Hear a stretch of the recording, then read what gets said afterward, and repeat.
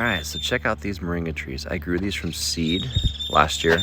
Last year I planted them early summer, and they grew pretty tall, and I actually ended up, in the beginning of winter, I cut the top of them to about 7 feet tall or so. But as you can see, they're pretty wide. They're like the width of my wrist.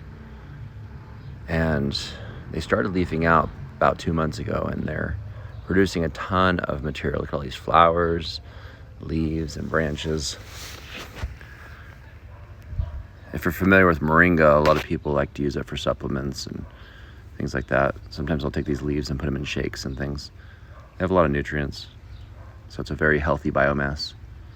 And so my strategy with pollarding them, which I think a lot of people probably do, you basically just chop off the top of the tree, or you cut off the apical meristem, and that causes the tree to just kind of branch out so that there's lots and lots of basically poles. That's why they call this pollarding. You chop off the top, you basically turn it into a pole, and then that pole sends out a whole bunch of basically poles also out of the main trunk that you can then harvest. Here's another one, same idea. This one you can see a little better because it hasn't leafed out as much. If you look really closely up here, you can kind of see where I cut the top there. And then all these new branches are just leafing out of there. So lots of material. I'll probably remove some of the material near the bottom just to make it look a little bit better. I was just letting it grow a little bit before I trimmed it so that I could actually use it. Here's one more. Neighbors are playing with their four-wheelers.